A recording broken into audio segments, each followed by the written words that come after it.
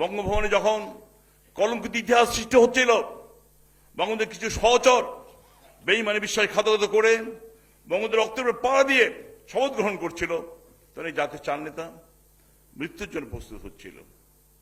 একদিকে ছিল ক্ষমতার মোহ, একদিকে ছিল মৃত্যু, নিশ্চিত মৃত্যু। সৈয়দ নজরুল ইসলাম, তাজউদ্দিন আহমেদ, এম মনসুর আলী কামরুজ্জামান বঙ্গবন্ধুর আজীবনের সহচর। তারা মৃত্যুকে বেছে নিয়েছে, ক্ষমতার কাছে আত্মসমর্পণ করেনি, সারেন্ডার করেনি।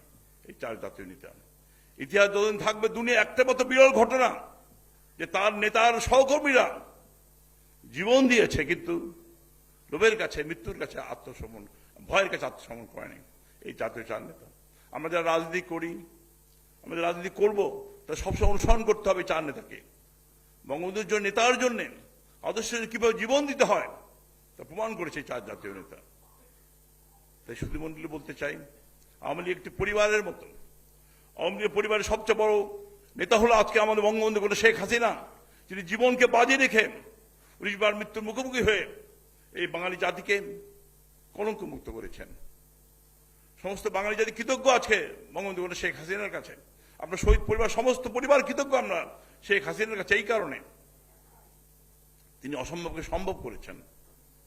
একদিন খুনিরা বলতো আমাদের বিচার কেউ করতে পারবে না, কিন্তু শেখ হাসিনা দেখেন, পাহাড় সমান উচ্চতে অতিক্রম করে জীবনকে বাজি রেখে বিভক্ত আওয়ামী লীগ ঐক্যবদ্ধ করে, এমনকি মুক্তিযুদ্ধের শক্তি ঐক্যবদ্ধ করে তিনি লড়াই সংগ্রাম করে সে অসম্ভব সম্ভব করেছেন।